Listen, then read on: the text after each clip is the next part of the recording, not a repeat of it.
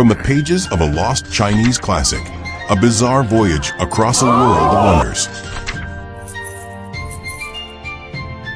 This is the Vermilion Quill's chronicle of Flowers in the Mirror.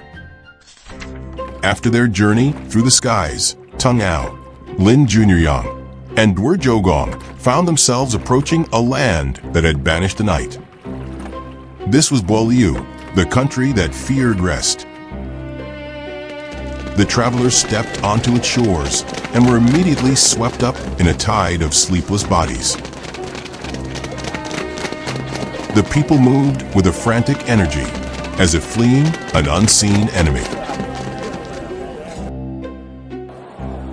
For these people, the enemy was sleep itself, and they fought it with a potent weapon. A revitalizing powder, consumed by all to ward off the dreaded slumber. It did not bring vigor, only a fleeting chemical alertness.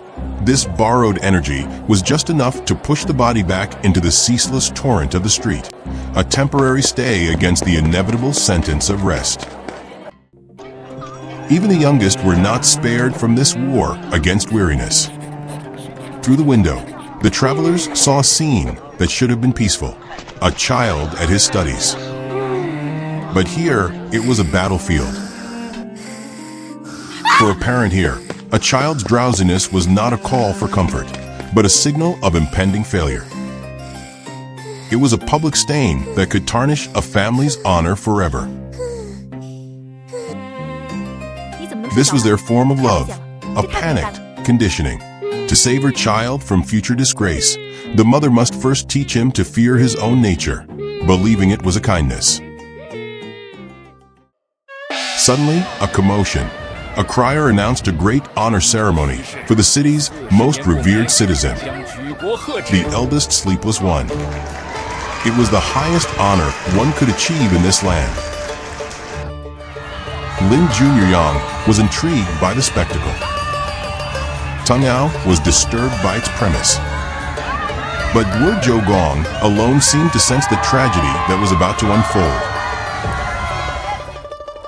At the heart of the ceremony stood the elder, a living monument to their philosophy. His achievement was measured in the vitality he had sacrificed. He was a hero, celebrated not for what he had built, but for what he had renounced, rest itself. But at the peak of his glory, surrounded by praise, the elder's body finally surrendered. He committed the ultimate transgression. He fell asleep. The cheers of the crowd curdled into screams of terror. It was not a rescue, but a punishment. A desperate, violent ritual to wake him from his failure, to drag him back from the precipice of rest. Their tears were not of sorrow, but of shame for this public disgrace. The old man awoke not to relief, but to the tear-streaked, angry faces of his kin. And the travelers could only watch, frozen in horror at this profound, twisted tragedy. On the way back to the ship, Duo Jiu-Gong explained the root of their madness. They do not love labor, He said, they fear irrelevance. Here, to rest is not just laziness, it is a betrayal. It is to be left behind in a race that has no finish line. Tang Ao questioned if his relentless pursuit of knowledge was born of passion or a fear of ignorance. Lin Zhi-Yang saw the old man's end as his own, a life of endless striving, only to be imprisoned by the success he chased. As they sailed away, the city of Bólŭ did not seem like a beacon, but a brilliant cage, a monument to the fear of being left behind.